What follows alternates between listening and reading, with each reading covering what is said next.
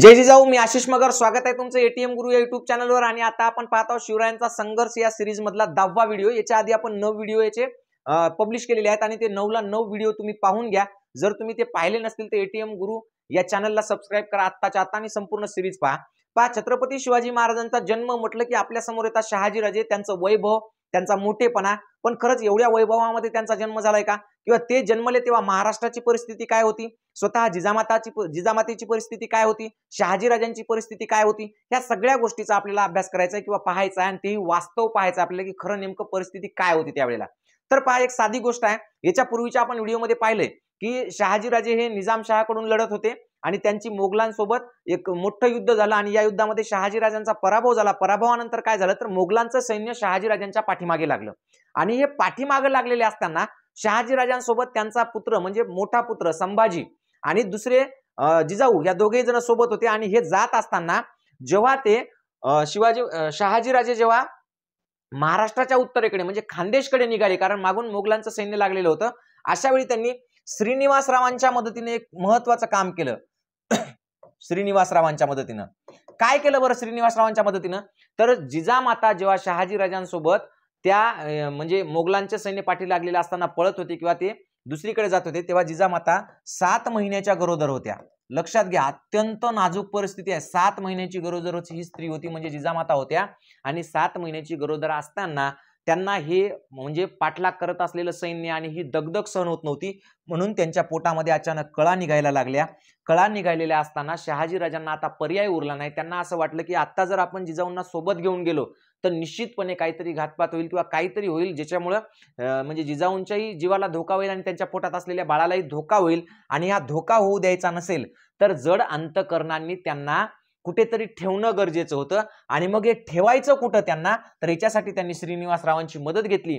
आणि श्रीनिवासरावांच्या मदतीनं त्यांनी जिजाऊंना या शिवनेरी किल्ल्यावर ठेवलं. बघा, परिस्थिती किती गंभीर आहे. आपल्याला वाटतं ना की शहाजीराजांचे पुत्र म्हणजे शिवाजी महाराज किती वैभवामध्ये जन्माला आले असतील, पण असं नाही. किंवा सोन्याचा चमचा तोंडात घेऊन जन्मले असतील, असं नाही मित्रांनो.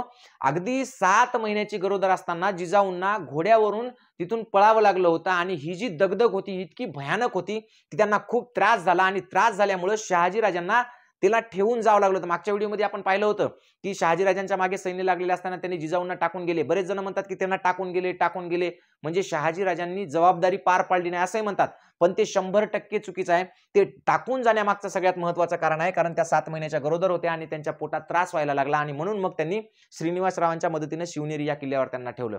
आता शिवनेरी या किल्ल्यावर जेव्हा ठेवलं, तो काळ असेल साधारणतः 1627च्या पुढचा, म्हणजे 1627, 28, 29, 30ला शिवाजी महाराजांचा जन्म झाला, म्हणजे 29, 30चा, म्हणजे या 27 पासून पुढे नेमकं काय काय झालं तेच आपल्याला पाहायचं. 1627, 28ला महाराष्ट्रामध्ये भयंकर असा दुष्काळ पडला होता. भयंकर दुष्काळ. बघा, अशा पद्धतीनं लोक आपलं सगळं घेऊन पुणे सोडून निघून जात होते अख्ख्या महाराष्ट्रामध्ये. म्हणजे पुणे, कोकण हा जो प्रदेश आहे इथं सगळीकडे अशा प्रकारचा दुष्काळ होता. आणि हे सगळे लोक आता काय करत होते तर सगळे टोळ्याच्या टोळ्या दुसरीकडे निघून जात होत्या. जनावरं निघून जात होते, बाकीची जनावरं मोकाट होते, खायला काही नव्हतं. आकाशामध्ये नुसते गिधाडं आलेले होते, कारण लोक मरून पडायची, जनावरं मरून पडायची, त्यांचं मांस ते खायचे. अत्यंत बिकट अशी परिस्थिती होती. ही इतकी बिकट परिस्थिती होती की या परिस्थितीचं वर्णन आपल्याला एका ठिकाणी पाहायला मिळतं. हा शिवभरत नावाचं पुस्तक आहे. शिवभरत हे याच्यातला 8वा अध्याय आहे. आणि हे शिवभरत जे पुस्तक आहे हे जे कवी परमानंद आहेत त्यांनी लिहिलेलं आहे. आणि हे स्वतः छत्रपती शिवाजी महाराजांच्या दरबारात होते. म्हणजे शिवाजी महाराजांनीच स्वतःचं चरित्र यांना लिहायला लावलं होतं. म्हणजे शिवाजी महाराजांच्या काळात लिहिलेलं हे पुस्तक त्यांच्या देखरेखीखाली त्यांना विचारून त्या सगळ्या घटना याच्यात लिहिलेल्या आहेत. या पुस्तकामध्ये एका ठिकाणी असं लिहिलेलं आहे की खाण्यास काही न मिळाल्यामुळे एकच हाहाकार उडून पशुस आणि माणसे माणसास अशी परस्परास खाऊ लागली. म्हणजे माणूस माणसाला खायची परिस्थिती निर्माण झाली. इतकी बिकट परिस्थिती त्या काळामध्ये होते. आणि या बिकट परिस्थितीमध्ये श्रीनिवासरावांच्या आश्रयानं शिवनेरीवर जिजाऊ होत्या. विचार करा तुम्ही. जे वाटतंय ना आपल्याला किती वैभवात, किती ऐश्वर्यात जन्माला आले असतील, असं काही नाही. अत्यंत बिकट परिस्थिती होती. हे सगळं इथं दिलेलं आहे. त्या भयंकर आवर्षणामुळे, परचक्र आल्यामुळं म्हणजे काय काय झालं, काय काय नाही, इतकी खतरनाक परिस्थिती होती की काही तर लोक असं करायचे की म्हणजे एक समजा जर सोनं असेल, सोनं माहिती तुम्हाला, तर पावशेर सोनं द्यायचं आणि पावशेर धान्य घ्यायचं. इतकी बिकट परिस्थिती होती. म्हणजे ज्यांच्याकडे सोनं जरी असेल तर ते सोनं घेऊन सुद्धा फायदा नव्हता, त्या सोन्यावर सुद्धा जगता येत नव्हतं, मुठभर धान्यासाठी लोक एकमेकांना मारत होते. बघा इथं स्पष्ट दिलेलं आहे, श्रीमंत लोक शरभर रत्ने देऊन मोठ्या प्रयासाने शरभर कुळीत म्हणजे काय, जे की खात पण नव्हते लोक, है ना, पण त्या कुळीतासाठी सुद्धा लोक इतके परेशान होते की शरभर रत्न द्यायचे आणि शरभर कुळीत घ्यायचे. म्हणजे अशा परिस्थितीमध्ये शिवनेरी किल्ल्यावर जिजाऊ होत्या, तर त्यांच्या राहण्या खाण्या जेवण्याची व्यवस्था श्रीनिवासरावांनी केली होती. म्हणजे अत्यंत बिकट परिस्थिती होती, अत्यंत वाईट परिस्थिती होती. अख्खा महाराष्ट्र दुष्काळाने होळपळून गेलेला होता. लोकांना खायला उठले होते. शेती सगळं शेती काहीच नव्हतं, पाऊस नव्हता, काहीच नाही, अत्यंत बिकट परिस्थिती होती.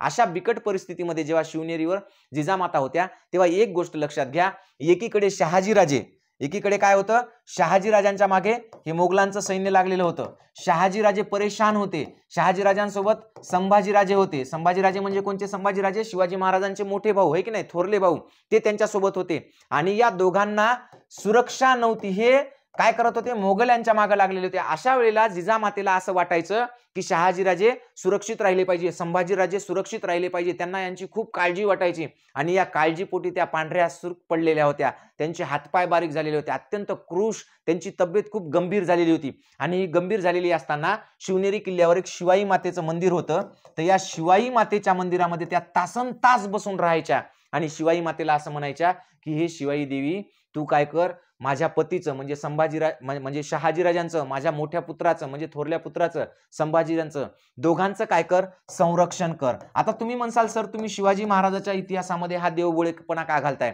पण परिस्थिती तशी होती त्या काळामध्ये, तो धर्माचा देवाचा पगडा त्या प्रत्येक माणसावर होता, ते संस्कार होते त्याच्यामुळं. आणि स्वतःला तिथं दुसरी कोणतीही गोष्ट नव्हती की ज्याच्यातून काहीतरी प्रेरणा मिळेल किंवा त्याच्यामधून काहीतरी जीवन जगण्याची उमेद मिळेल, म्हणून त्या या शिवाई मातेच्या मंदिरात जायच्या, तासनतास बसून राहायच्या. आणि त्या सगळ्यात आधी काय मागायच्या, तर शहाजीराजांना आणि संभाजीराजांना सुरक्षित ठेव. आणि दुसरी गोष्ट त्या काय मागायच्या की हे इकडं आपल्या म्हणजे लढाईच्या याच्यामध्ये कामामध्ये व्यस्त आहेत, जर यांचं काही बरं वाईट होऊ नये असे ते मागायच्या. पण दुसरी महत्वाची गोष्ट, त्या स्वतःला पुत्र सुद्धा मागायच्या. देवीला असं म्हणत राहायच्या त्या शिवाई देवीला की देवी माझ्या पोटी एक पुत्र दे, कारण त्यांनी ही हालापेष्टा पाहिली. ज्या निजामाकडून शहाजीराजे लढले तरी सुद्धा त्याच निजामाने त्यांना हे केलं होतं, म्हणजे बऱ्याच वेळा त्यांच्यावर शक घेऊन त्यांना सुद्धा निजामशाहीतून काढून टाकलं होतं. कधी कधी त्यांनी बंड केलं होतं, मोगलांनी सुद्धा त्यांच्या विरुद्ध बंड केलं होतं, आदिलशाहीला मदत केली होती, आदिलशाहीने सुद्धा त्यांच्या विरोधात लढाई लढली होती मोगलांसोबत मिळून भातवडची. म्हणजे अशा वेगवेगळे कुटाणे झाले होते. म्हणून जिजाऊंना असं वाटायचं की आपले म्हणजे राजे शहाजीराजे जे आहेत ते कायम वारंवार चाकरी करतात, पण त्याच्यातून काहीच मिळत नाही, उलट ते त्यांचा स्वार्थापुरता वापर करून घेतात आणि आपल्याला अशी पळून जाण्याची वेळ येते किंवा दबा धरून बसण्याची वेळ येते किंवा आपल्याला असा आपला जीव हातात मुठीत घेऊन पळावं लागतं.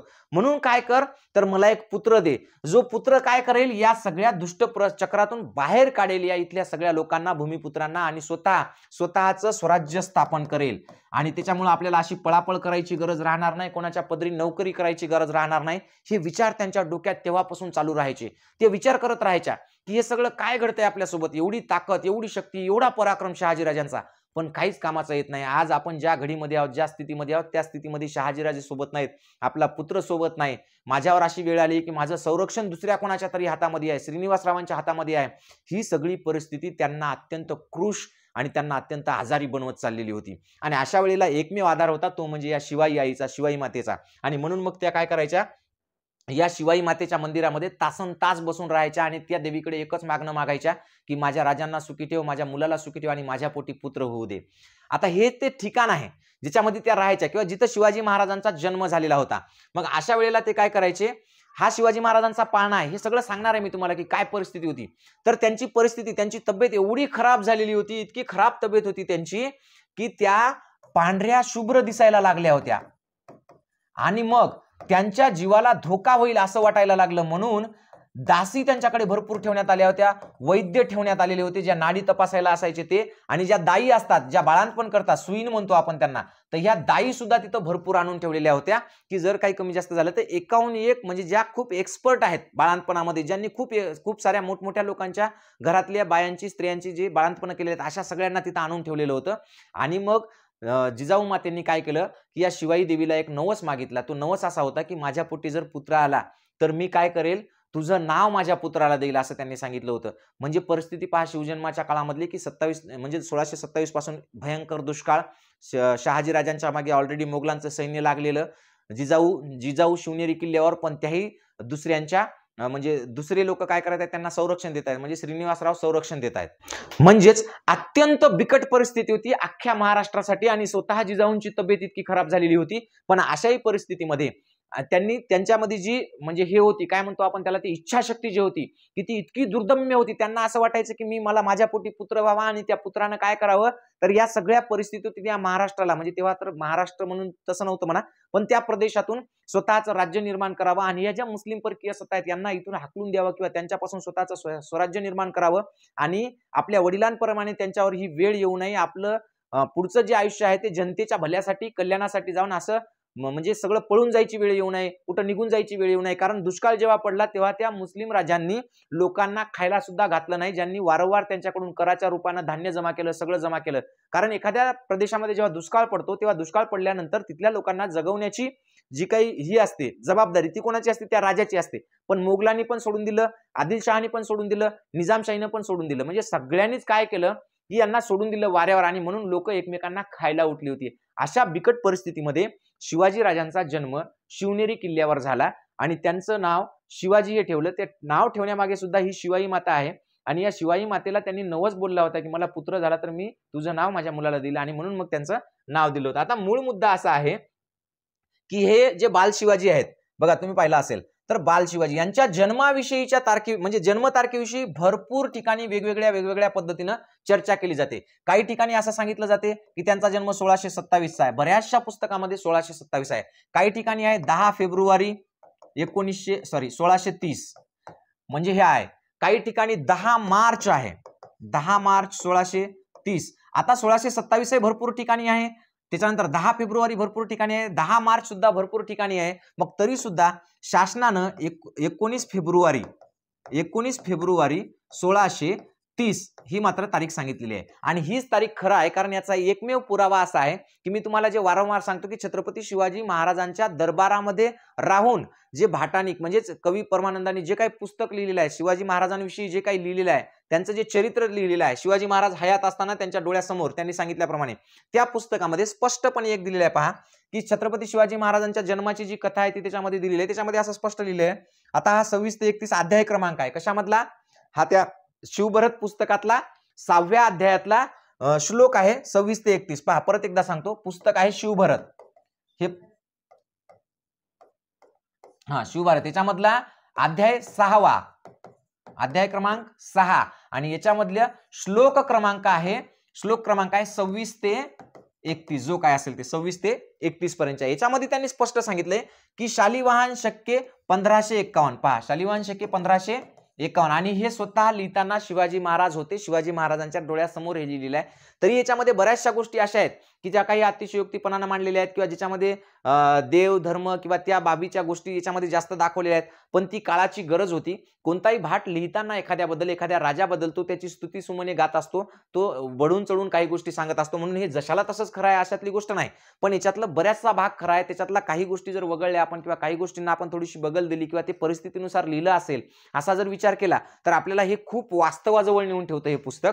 तर पहा, 1551 शुक्ल नाम संवत्सरी उत्तरायणात म्हणजे उत्तरायण आणि पूर्वायण, म्हणजे तुम्हाला दक्षिणायन आणि उत्तरायण माहित असेल, सूर्याची स्थिती असते हे की नाही. तर हे काय तिथीनुसार सांगितले बरं का. तर ही तिथी आहे, या तिथीनुसार कधी झाले, शिशिर ऋतूमध्ये फाल्गुन वैद्य तृतीयेला आणि तृतीयेला रात्री शुभ लग्नावर आणि तृतीयेला कोणचा वार होता तर त्या दिवशी जर आपण जर पाहिलं तर त्या दिवशी शुक्रवार येतो. म्हणजे छत्रपती शिवाजी महाराजांचा जन्म शुक्रवारी आहे. त्या दिवसाला जर आपण जर समजा कॅलेंडरमध्ये म्हणजे इंग्रजी कॅलेंडरचा जर विचार केला तर या तिथीला वार शुक्रवार येतो, तारीख 19 येते आणि महिना फेब्रुवारी येतो. कोणचा येतो, फेब्रुवारी. तर अशा पद्धतीनं हे एकमेव शिवाजी महाराज हयात असताना त्यांच्या दरबारातल्या लिहिल्या गेलेल्या पुस्तकामध्ये हे स्पष्टपणे दिलेलं आहे. म्हणून तारखेचा कोणताही वाद न घालता ती 19 फेब्रुवारी 1630 ही तारीख शासनानं मान्य केलेली आहे, मंजूर केलेली आहे आणि 30 तारीख सगळीकडे आपण गृहीत धरतो. म्हणजेच 19 फेब्रुवारी 1630 ला छत्रपती शिवाजी महाराजांचा जन्म शिवनेरी किल्ल्यावर झालेला आहे. परिस्थिती अत्यंत बिकट होती, त्याच्यामुळे त्यांची स्वतःची तब्येत जरी समजा जिजाऊंची तब्येत जरी खराब असली तरी सुद्धा जेव्हा यांनी वर्णन केलेलं आहे तेव्हा पहा त्याचं वर्णन शिवाजी महाराजांचं इतकं सुंदर केलेलं आहे त्यांनी की अलौकिक पुत्ररत्नास जन्म दिला, त्यांचे लावण्य अपार होते, वर्ण सुवर्णासारखा, म्हणजे कसं सोनेरी रंग होता त्यांचा, सोन्यासारखा होता, म्हणजे हे की नाही एकदम गोरेपान पण नाही आणि सावळे पण नाही, सोन्यासारखा पिवळा धम्म असं शरीर होतं. त्याच्यानंतर शरीर निरोगी होतं, मान अत्यंत सुंदर व खांदे उंच होते, त्यांच्या कपाळावर सुंदर कुंतलाप्रमाणे पडल्यामुळे ते मोहक दिसत होते, त्यांचे नेत्र कमळाप्रमाणे सुंदर होते, नासिका ताज्या पळसाच्या पुष्पासारखी, मुख स्वभावताच हसरे, स्वर मेघासारखा गंभीर, छाती विशाल आणि बाहू मोठे होते. म्हणजे त्यांचं वर्णन अशा पद्धतीने करण्यात आलेलं आहे की ते अत्यंत सुंदर, तेजस्वी, तेजपुंज अशा म्हणजे बाळाला जिजाऊंनी जन्म दिला त्याही परिस्थितीमध्ये, कारण त्यांच्यामधलीची जी इच्छाशक्ती होती की मला पुत्र व्हावा आणि त्या पुत्रानं स्वराज्य निर्माण करावं, त्या इच्छाशक्तीमुळे ते जरी त्यांना जरी वेगवेगळे त्यावेळेला त्या जरी कृश झाले असतील, अशक्त झाले असतील, तरी सुद्धा त्यांच्या बाळामध्ये मात्र ते तेज होतं. आणि हे जन्माला आले तेव्हा शहाजीराजे जीवन मरणाच्या आकांतानं मोगलांशी लढत होते, स्वतःचं एक दुसरं बाळ म्हणजे मुलगा सोबत घेऊन त्या दोघांचाही जीव धोक्यात होत्या. अशा अत्यंत बिकट परिस्थितीमध्ये शिवाजी महाराजांचा जन्म झालेला आहे. आता हा सगळा इतिहास झाला, हा तर आपण पाहिलाच आहे. पण तुम्हाला ही जर सिरीज आवडत असेल तर नक्कीच माझ्या चॅनलला सबस्क्राईब करा, पुढचे बी व्हिडिओ येतच राहतील तुम्हाला. पण आणखी एक महत्त्वाची गोष्ट, ज्याप्रमाणे आपण इतिहास सांगतो आहोत त्याचप्रमाणे आपण मराठी व्याकरण सुद्धा शिकवतो. मराठी व्याकरण फक्त आणि फक्त 100 रुपयामध्ये आहे. एटीएम गुरु एज्युकेशन हे ॲप तुम्ही डाउनलोड करून घेऊ शकता. एटीएम गुरु एज्युकेशन ऑनलाईन क्लासेस आहेत आपले, म्हणजे आपण फक्त ऑनलाईन क्लास त्याच्यामध्ये शिकवत असतो.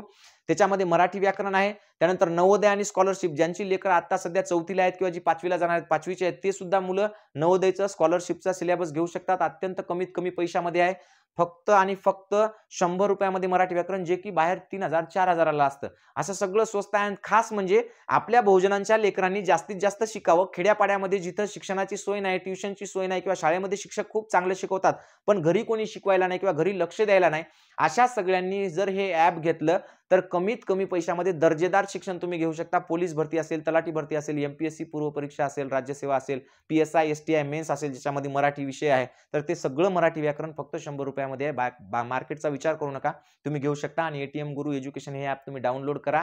आणि ही सिरीज जर तुम्हाला कंटिन्यू पाहायची असेल तर नक्कीच एटीएम गुरु या चॅनलला सबस्क्राईब करा. एवढं बोलतो आणि थांबतो. जय जिजाऊ, जय शिवराय.